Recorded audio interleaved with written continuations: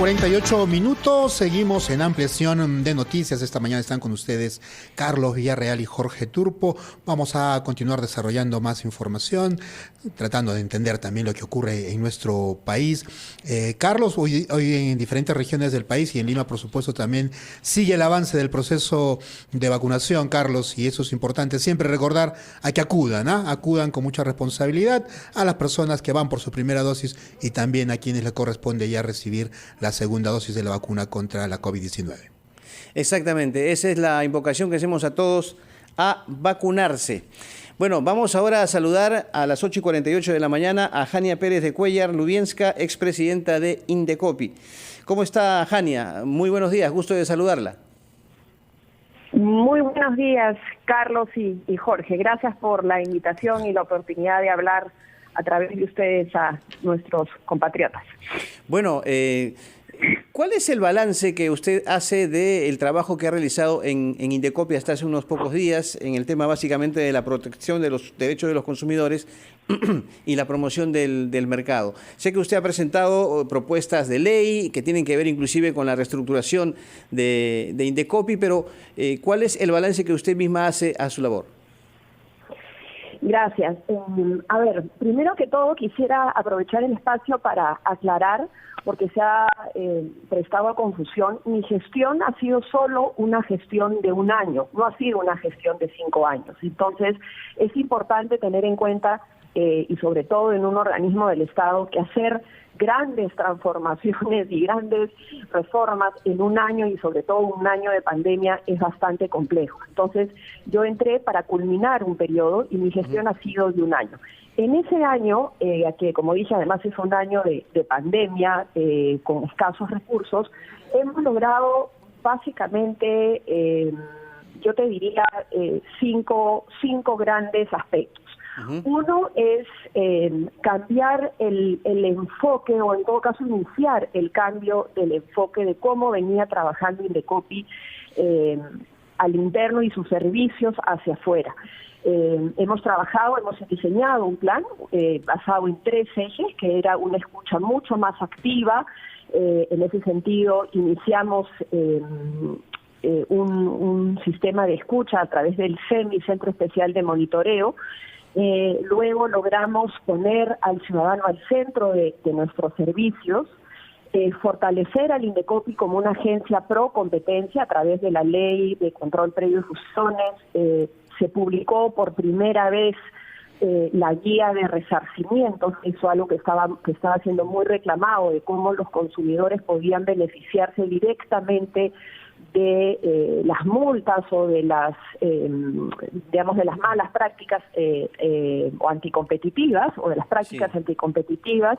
Hemos contribuido a la reactivación económica y finalmente hemos hecho un giro en cómo los comunicamos, empezando a dar servicios en quechua y en aymara y otras medidas más. Mi balance mi balance es se ha iniciado un cambio, se han dado unos primeros pasos para un cambio que a mi juicio debe de continuar. Indecopi es una institución medular y tutelar para la economía social de mercado, pero necesita repensarse porque el propio mercado no es el mismo que hace 28 años, cuando se creó Indecopi. Entonces, yo te diría que el balance es ese. ¿Y por dónde pasa el principal problema? Porque la carga procesal, digamos, que también deja insatisfechos a muchas personas que llegan a Indecopi y llegan con sus reclamos, con sus denuncias y demás. ¿Es el principal problema todavía la carga procesal? ¿Cuánto demora, digamos, un procedimiento en Indecopi actualmente y cuál debería ser el ideal? A ver, es importante y también quisiera aclarar el espacio. Indecopi es una institución compleja. Indecopi tiene 2 grandes brazos. Tienes el área administrativa, que funciona como un ejecutivo, y tienes el área resolutiva, que funciona como una suerte de poder judicial, ¿cierto? Entonces, muchas veces se le achaca al Indecopi o se le imputa al presidente del Indecopi las resoluciones que emiten los órganos resolutivos. Y debo de señalar que es imperativo que el presidente de Indecopi o el área administrativa mantenga una neutralidad y una autonomía con respecto a las áreas resolutivas. Esto es medular. Y luego te voy a explicar por qué. Bueno, aprovecho y te lo explico. Actualmente los órganos resolutivos, en primera instancia comisiones y en segunda instancia las salas, está conformado por colegiados, por personas que son las que analizan los casos y finalmente resuelven en sede administrativa las controversias y los conflictos y las denuncias. Estas personas actualmente son elegidas por el Consejo Directivo del Indecopi, cuyo presidente obviamente preside y está conformado por 5 asientos, 2 representantes de PCM, un representante del MEF, un representante de MINCETUR y un representante de PRODUCE. Ellos son los que proponen a los comisionados y son los que designan a los comisionados y son los que proponen a los vocales y finalmente es PCM quien los designa en el caso de los vocales. Entonces, es muy importante entender que si bien este espacio son los que los eligen, una vez elegidos, el área administrativa y sobre todo la presidencia y el consejo directivo debe de mantener la neutralidad y, digamos, la separación de estos poderes. Pero le hablábamos de plazos, es decir, ¿por qué demoran tanto en la resolución de los casos? ¿De ahí se origina el problema desde el nombramiento de los integrantes? A ver, te explico. Porque los órganos, es muy importante entender que la conflictividad en el Perú no se está resolviendo. Yo te diría por el contrario, la conflictividad está aumentando. Mira, en el año, entre junio del 2020, que yo entré, a agosto del 2021, hemos recibido casi 150.000 reclamos, 56% más que el periodo anterior. Y de estos 150.000, aproximadamente el 38% vienen del sector financiero. Entonces tenemos una carga y una, procesal y una demanda muy fuerte. ¿De acuerdo? Ahí, ese es un primer dato. El segundo dato es que, obviamente, los equipos frente a esta carga o esta demanda son muchas veces limitados. Indecopi tiene un presupuesto sumamente limitado, nuestro presupuesto es alrededor de 150 millones de soles, 170 millones de soles, básicamente 100% recaudado. Y el tercer punto es que los órganos resolutivos hoy por hoy funcionan por dietas, entonces no son ni vocales ni comisionados dedicados a tiempo completo para poder resolver esta gran carga. Entonces se están resolviendo los casos con demoras, sí, evidentemente, y es parte de lo que yo he propuesto para hacer un cambio en los órganos resolutivos. Sí, Jania, tengo 2 preguntas. Evidentemente están vinculadas con la coyuntura actual en el tema de Indecopi. Y en primer lugar, no sé si usted escuchó esta semana al señor Julián Palacín, el padre del actual presidente de Indecopi, en primer lugar, manifestar que Indecopi nunca había luchado en su gestión por los derechos de los consumidores y que además usted no reunía las condiciones técnicas o profesionales para ejercer el cargo.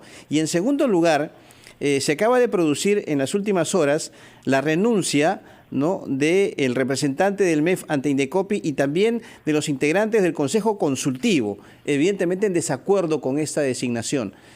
¿Cuáles son sus impresiones sobre estos 2 puntos, por favor?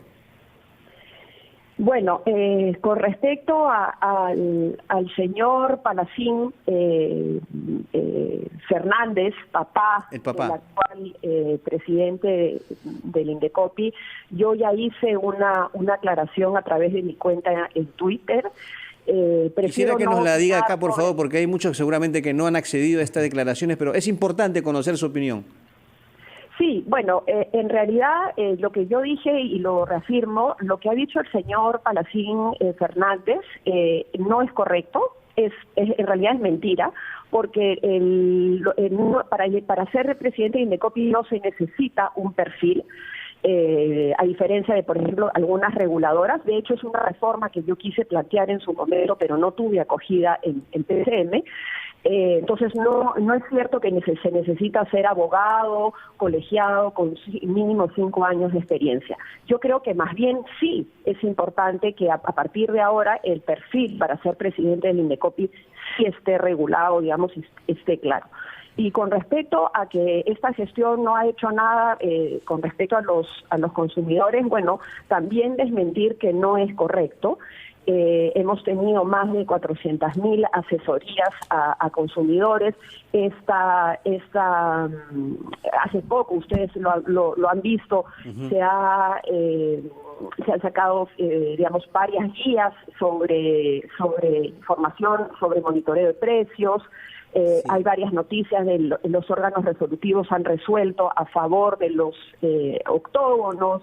En fin, hay una serie de logros que se han hecho. Hay uno muy importante que yo no tuve tiempo de expresar. Okay. Yo había preparado un reporte de gestión y te lo digo porque es muy rapidito. Mira, en mi gestión se hizo un cambio de criterio porque el Indecopi antes consideraba que no debería entrar al tema de colegios y de las pensiones de colegios. Todos sabemos lo que han padecido y hemos padecido los padres de familia al cambiar el sistema educativo. Entendemos ese punto, Jania. Disculpe que la apure porque no gana el tiempo, pero quisiera también su opinión sobre el tema de la renuncia de los miembros del Consejo Consultivo y el representante del MEF ante Indecopi por las decisiones tomadas. Cada uno es libre de tomar sus decisiones. Yo creo que la renuncia es una forma de comunicar muy fuerte. El funcionario o toda persona cuando renuncia está comunicando algo fuerte, ¿no?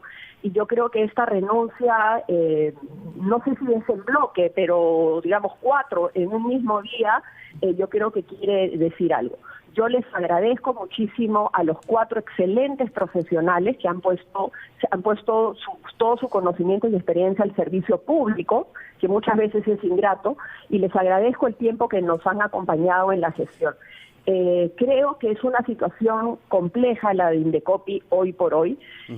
¿Por qué? ¿Qué es lo que está en juego hoy? Y lo que está en juego con cualquier presidente, pero hoy en particular, voy a detallar.